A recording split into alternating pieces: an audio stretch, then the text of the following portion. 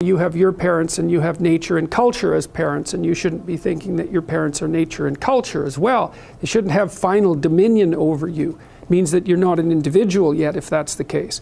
Freud said, for example, that no one could be a man unless his father had died. And Jung said, yes, but that death can take place symbolically. Okay, so there's that part of the idea. And then another part of the idea is, one of the times in your life when you actually realize that you're an individual is when you'll go and ask your parents something and you'll realize they actually don't know any more about what you should do than you do. And that sucks. And that's partly why people are often willing to maintain a tyrant-slave relationship with their father. It's like, on the one hand, you have to be inferior in a relationship like that. You know, you've always got the judge watching you. But on the other hand, there's always someone who knows what to do. There's always someone standing between you and the unknown that you can go ask, what should I do? Well, at some point you'll realize that the reason you can't ask that anymore is because they actually don't know any more than you do. And then that's a pain, like that is a symbolic death. And that's also when you establish a more individual relationship with your parents. It's at that point that you could conceivably start taking care of them instead of the reverse. And that's a time that should come. But you have to let that image of perfection go. And that exposes you. Well, that's what happens here. You know, Pinocchio goes home and he wants things to be the way they were, and he wants to stay under the careful care of the benevolent father, but that's no longer possible. He's past that point, and that's why the father has disappeared. And so Geppetto has gone off to look for Pinocchio because he also needs his son, but in any case the house is abandoned. And so then we see inside the house that everything's covered with cobwebs and everything's gone, and Pinocchio and the cricket sit on the steps and they're very concerned. First of all, they wonder where he went, so they're actually concerned that he's gone, but they also don't know what to do because there's just no going home. And so, you know, that's also the case that once you hit a certain point in your development, well, it's the same thing we already talked about. The answers that you're looking for are not going to be found in your parents' house. It's as simple as that. Now, you could artificially maintain your dependency, but, you know, if you do that for too long, things get pretty ugly. So you get pretty stale and you know, you're like bread that's been on the shelf for too long. So now they're wondering what to do and where he could be. And then there's something very strange happens. The star shows up again, and it turns into a dove. And the dove flies down and puts a piece of paper bathed in light with gold writing on it in front of the cricket and the puppet. So what in the world's going on there? Well, we know what the star is. We've seen it multiple times, right? It's also the place that the blue fairy came from. But it's this transcendent place. It's this place that occurs sort of as the ultimate ideal. And this time it delivers a message. So what's happening here is that Pinocchio is fundamentally oriented by the wish that his father made so long ago, right? And the wish was that he would become a fully functioning individual. And so that's that transcendent place. And Jung would say, when you orient your vision, different things appear to you in the world. So, and I mean this literally. So, because you can't see everything, your vision calculates what's necessary, your brain calculates what's necessary for you to see so that you get to the point that you're aiming at. And I don't mean that metaphorically, I mean it literally. Things that aren't relevant to what you're seeking, you won't see them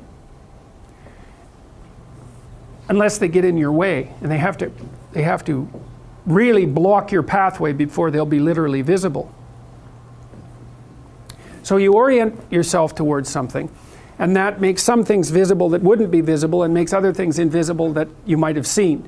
And so when you change your orientation, what manifests itself in the world also changes. Now, Pinocchio is in despair here, and he asks himself, where could my father have gone?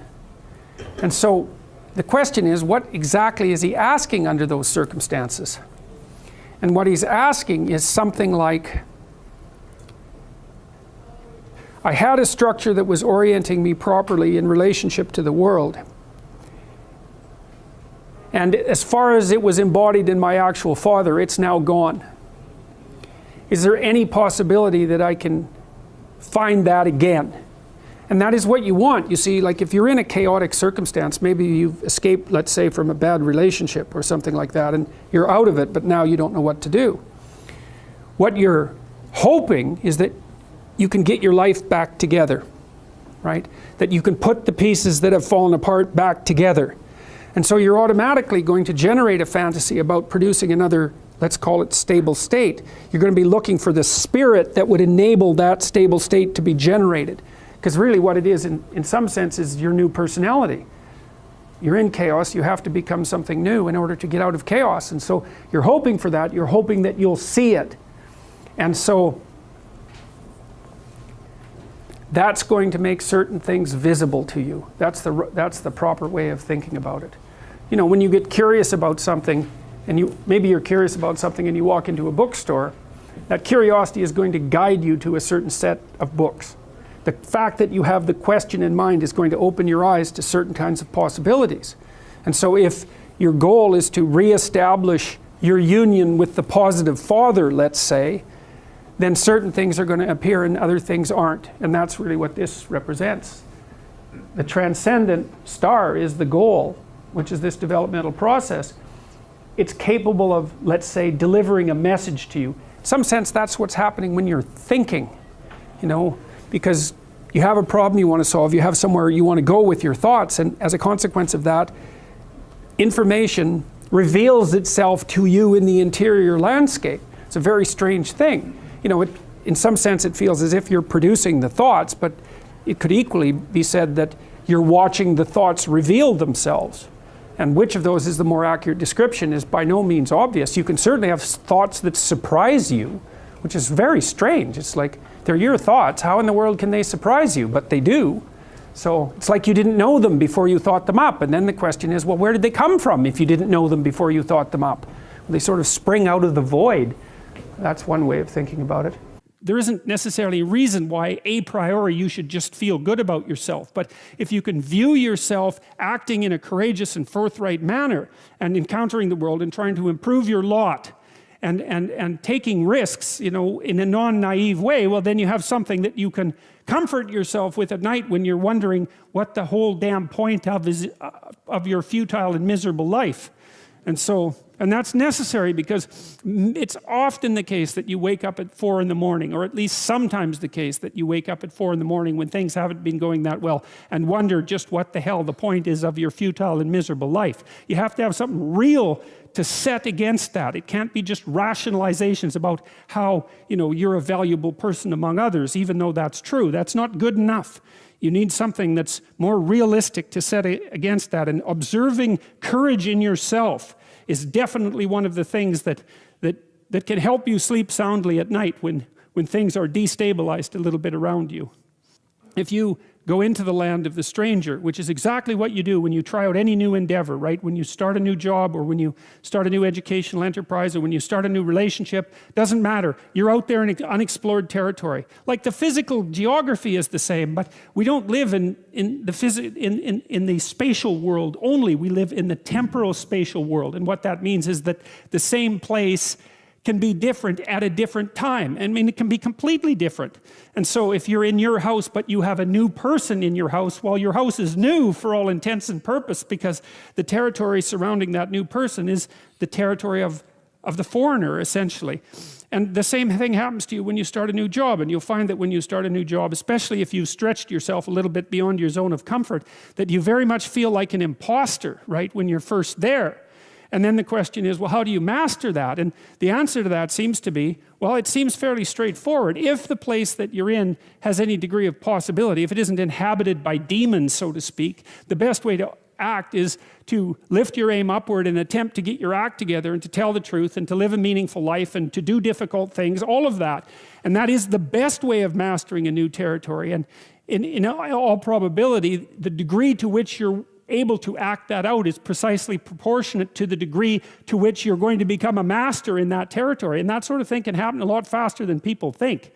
You know, it's really quite remarkable how fast you can move forward if you can establish yourself somewhere and prove yourself useful, assuming that you're around people to whom proving yourself useful actually matters. Like, I know perfectly well that you can end up in an employment situation where you're punished for your virtues, right? In which case you should just get the hell out of there. And really, you get out of there and you go find somewhere where if you work hard and do what you're supposed to do, you're actually going to be rewarded, right? Because that's not a workplace, that's hell, and you should just leave there. If you're naive and you move forward, it's like, well, what the hell do you know? You know, there's no courage in naivety because you don't know what there is to stop you. You don't know what dangers you might apprehend. But to be aware of what it is that your problem is, so to be alert existentially, let's say, or to be fully self-conscious means that you're perfectly aware of your limitations and how you might be hurt. And then to make the decision to move forward into the unknown and the land of the stranger. Anyways, I would say, that's one of the secrets to a good life. And I can say that really without fear of contradiction, I would say, because the clinical literature on this is very, very, very clear.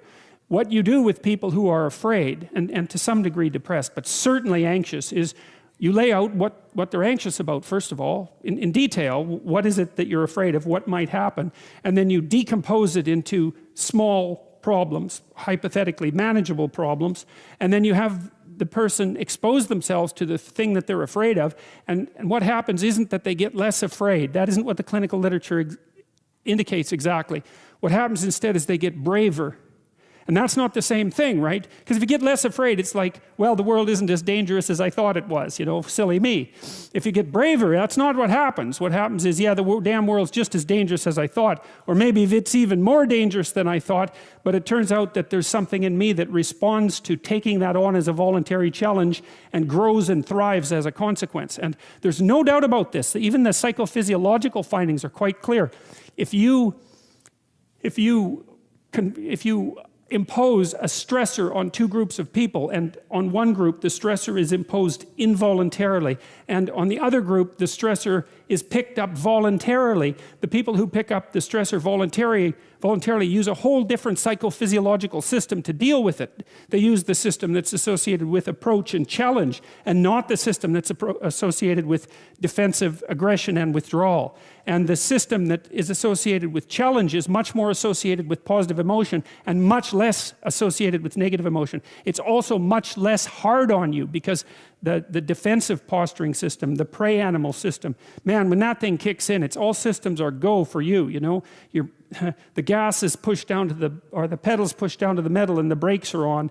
You're using future resources that you could be storing for future time right now in the present to ready yourself for emergency.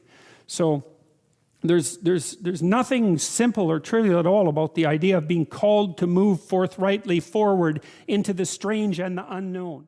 More is because they actually don't know any more than you do. And then that's a pain, like that is a symbolic death. And that's also when you establish a more individual relationship with your parents. It's at that point that you could conceivably start taking care of them instead of the reverse. And that's a time that should come. But you have to let that image of perfection go. And that exposes, you have your parents and you have nature and culture as parents, and you shouldn't be thinking that your parents are nature and culture as well. They shouldn't have final dominion over you. It means that you're not an individual yet if that's the case. Freud said, for example, that no one could be a man unless his father had died. And Jung said, yes, but that death can take place symbolically. Maintain a tyrant-slave relationship with their father. It's like, on the one hand, you have to be inferior in a relationship like that. You know, you've always got the judge watching you. But on the other hand, there's always someone who knows what to do. There's always someone standing between you and the unknown that you can go ask, what should I do? Well, at some point you'll realize that the reason you can't ask that anymore is you. Well, that's what happens here. You know, Pinocchio goes home and he wants things to be the way they were, and he wants to stay under the careful care of the benevolent father, but that's no longer possible. He's past that point, and that's why the father has disappeared. And so Geppetto has gone off to look for Pinocchio because, okay, so there's that part of the idea. And then another part of the idea is, one of the times in your life when you actually realize that you're an individual is when you'll go and ask your parents something and you'll realize they actually don't know any more about what you should do than you do. And that sucks. And that's partly why people are often willing to